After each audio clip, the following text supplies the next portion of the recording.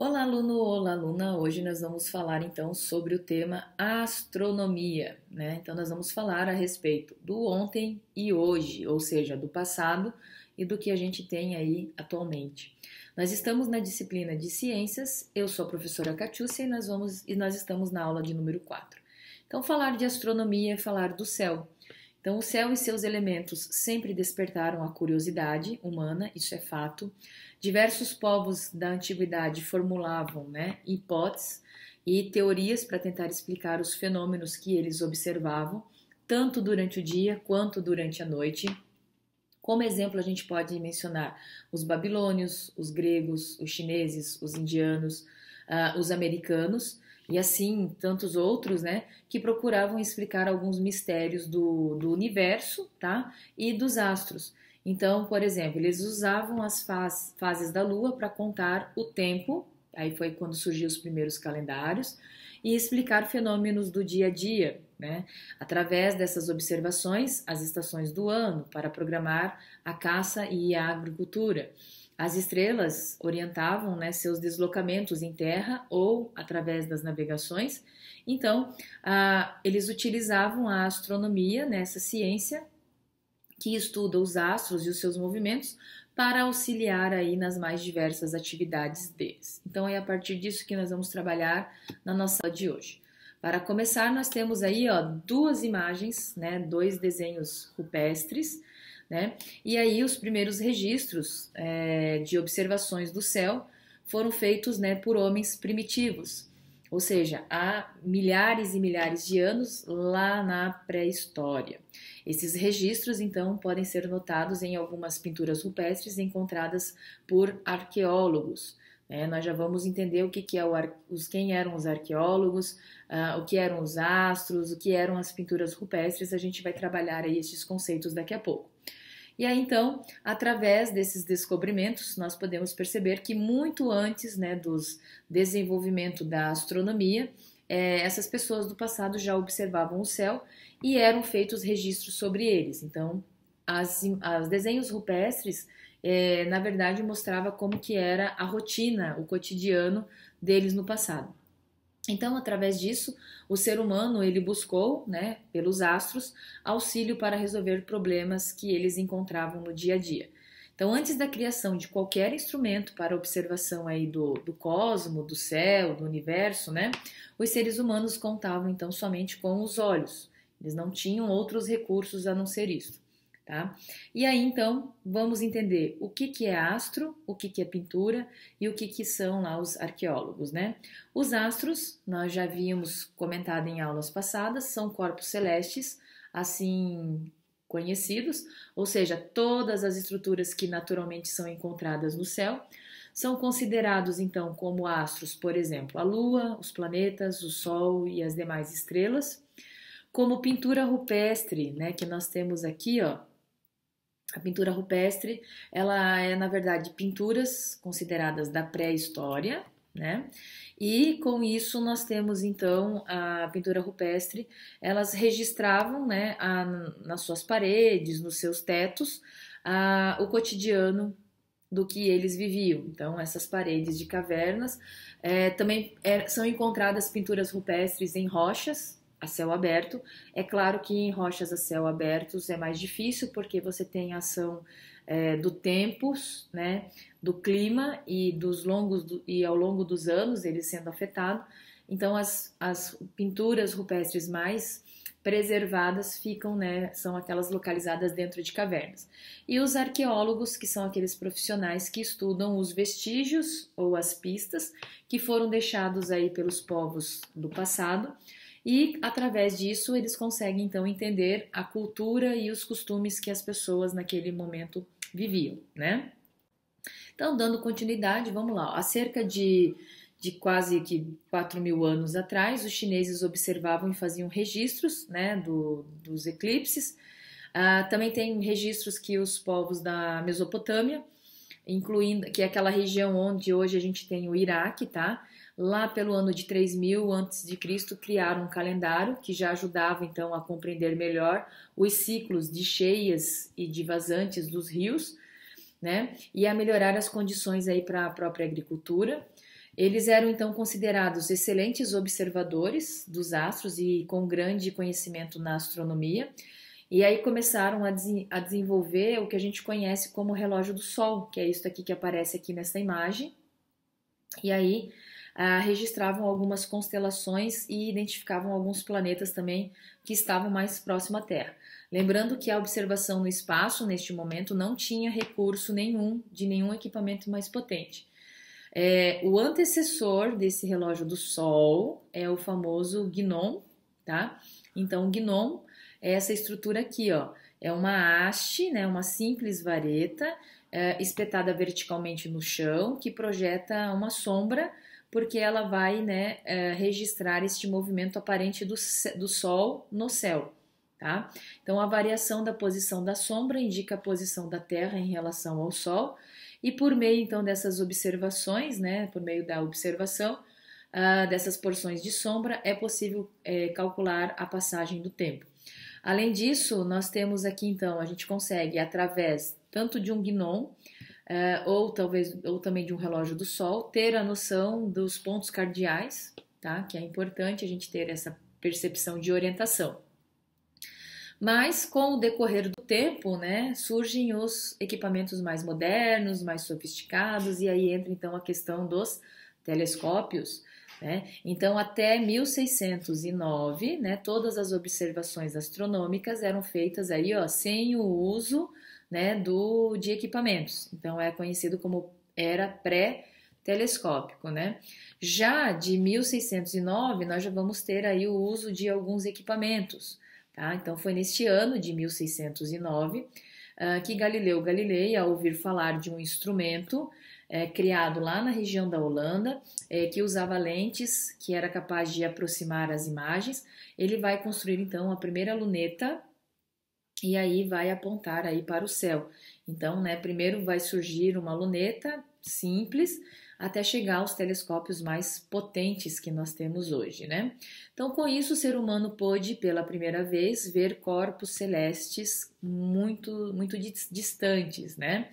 E com relação à tecnologia, né, com essa evolução da tecnologia, outras ferramentas vão surgindo, vão se desenvolvendo para contribuir para o conhecimento ainda mais do universo. Existem, então, grandes telescópios terrestres que estão aqui, né, localizados na Terra, que possibilitam essas observações, mas nós também temos telescópios que já estão, né, orbitando, né, o espaço. Tá? Há também, então, aqueles telescópios espaciais, como o Hubble, que orbita nosso planeta e além da atmosfera, né, tá? E tornam possível aí as análises e o estudo das regiões do espaço nunca antes observadas por equipamentos que ficam aí na superfície da Terra. Então, se eu tenho uma coisa que está lá em cima, eu acabo tendo uma visão, né, melhor da situação aqui embaixo. E aí, então, nós vamos entrar agora em algumas marcações aqui. Nós vamos fazer uma pequena retrospectiva de alguns acontecimentos relacionados aos eventos espaciais. Então, em 1610, 1609, 1610, Galileu Galilei vai aperfeiçoar a luneta, tá? Que mais tarde vai dar origem ao telescópio e aí vai nos facilitar o estudo dos astros. Em 1781, né, um alemão, William Herschel, ele, através do telescópio, ele consegue identificar o planeta Urano. Em 1846, Galo, por meio de um telescópio, né, instalado lá na região de Berlim, ele identifica um outro planeta chamado Netuno, né? Em 1922, aí vem Edwin Hubble, né? Ele cria lá o super telescópio e aí ele vai fazer o quê, né? Ele comunica à comunidade científica que existem outras galáxias, ou seja, não só a Via Láctea, como é a galáxia que faz parte do Sistema Solar, no qual a Terra está inclusa. Tá? Temos aí então em 1957 dois eventos. O primeiro é a da cadela, né, Laika, que foi a primeira tripulante lá de uma aeronave, a Sputnik 2.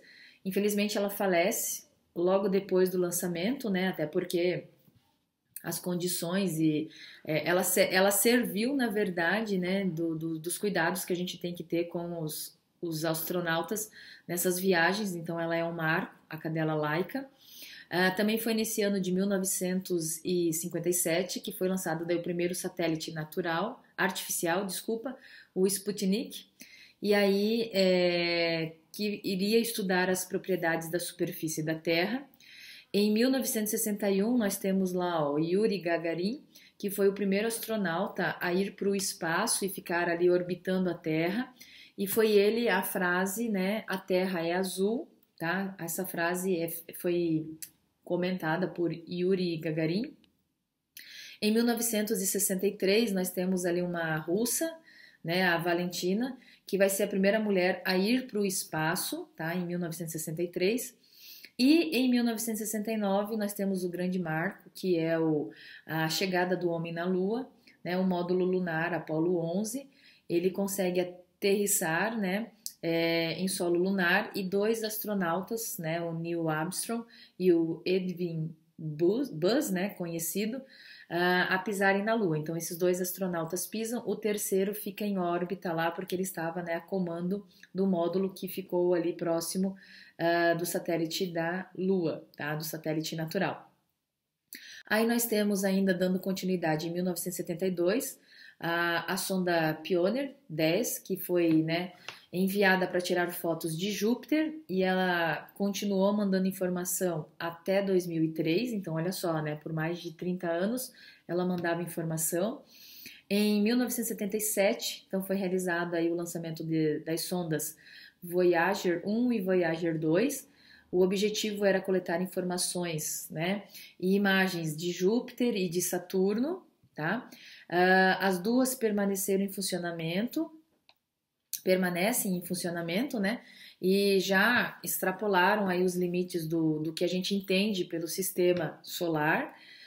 Nós temos lá em 1985 o primeiro satélite brasileiro, então agora entra o Brasil na jogada, com o Brasilsat A1, que ele, na verdade, ele transmite aí, ó, sinais dos meios de comunicação. Então ele é um satélite de comunicação, tá? Em 1989 nós temos a sonda Magalhães, que foi lançada a partir do ônibus espacial Atlantis, com a missão de chegar a Vênus e coletar informações. E para começar a encerrar essa retrospectiva, nós temos aí no ano de 1990, a NASA vai lançar então o telescópio Hubble, que fica no espaço, né? E aí de lá ele consegue ter, né, imagens mais claras, nítidas, e que a gente consegue observar melhor então o nosso planeta.